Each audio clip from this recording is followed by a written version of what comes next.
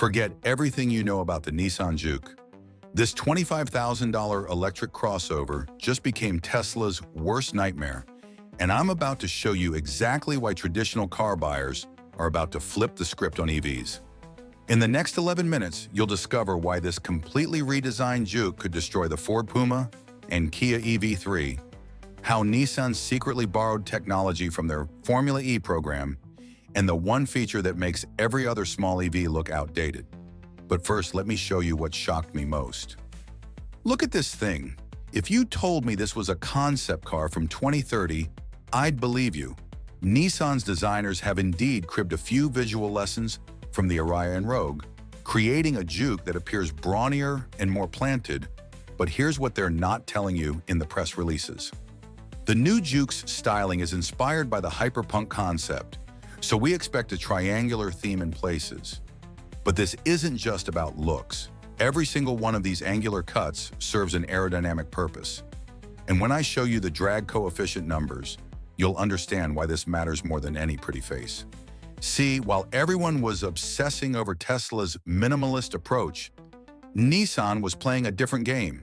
They took the quirky, love it or hate it Juke personality and weaponized it for the EV era. And the results? Well, let's just say the competition wasn't ready for this. Now here's where Nissan gets interesting. Industry insiders suggest it could offer a choice of 63 kilowatt-hours and 87 kilowatt-hours battery packs similar to the Ariya's, translating to roughly 250 and 300 miles of range. But wait, there's something they're not advertising. The standard Juke EV will likely come with a front-wheel drive, single-motor setup, producing around 120 to 150 horsepower. For those craving more power, a dual-motor, all-wheel drive version could be on offer, likely in a higher output Nismo variant. Now, 150 horsepower doesn't sound like much until you realize this thing weighs 400 pounds less than a Tesla Model Y. And here's the kicker. The torque delivery is completely different from what you expect. But here's what's really genius about this setup. Remember how everyone complains about EV charging anxiety? Nissan just solved that problem, but not how you think they did. While Tesla owners are sitting at superchargers for 45 minutes, this Juke can charge from 10 to 80% in just 28 minutes.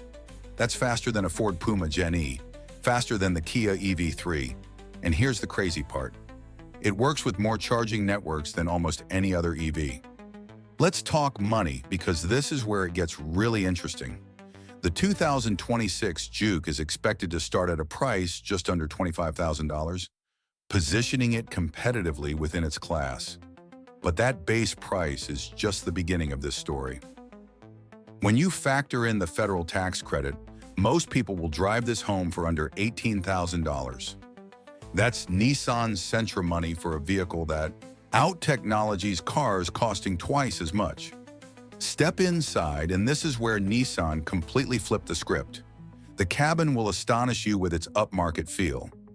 In upper trims, the materials, layout, and features lend it an upscale feel that's almost luxurious.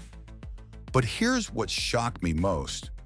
The interior may feature a 3-screen cockpit with AI-driven tech and Japanese-inspired design elements. This isn't just copying Tesla's approach. This is something completely different. See this center console design? It could take inspiration from the hyperpunk concept, which features a deeply sculpted dashboard and center console that wraps around the driver. It's like sitting in a fighter jet cockpit, but one designed by someone who actually understands human ergonomics. And here's something no one's talking about. Rear passengers aren't forgotten either. Thanks to a longer wheelbase, this thing actually has more rear passenger room than the previous generation, despite being a smaller overall footprint. Most small EVs make you choose between style and substance. The Juke 2026 says, why not both? And then delivers on that promise in ways that frankly embarrass vehicles costing twice as much. Now here's why this matters beyond just another EV launch. Nissan is essentially betting the farm that American buyers are ready for quirky, affordable electric vehicles that don't sacrifice personality for efficiency. Think about it. Tesla Model Y starts at $47,000, Ford Mustang Mach-E, $42,000. This Juke comes in at $25,000 and delivers 90% of what those vehicles offer, plus some things they don't. But the real genius move? Nissan is manufacturing this in their Sunderland plant in the UK, which means they can avoid a lot of the supply chain issues that are killing other EV launches. While other manufacturers are promising delivery dates 6 months out, Nissan is saying order today, drive next month. This isn't just about one model. This is Nissan's proof of concept that you can make profitable, desirable EVs without charging luxury prices. And if they're right, every other manufacturer is about to have a very uncomfortable conversation with their shareholders. So here's my prediction. The 2026 Nissan Juke EV is going to be the first mainstream EV that average car buyers actually want to buy. Not just feel like they should buy.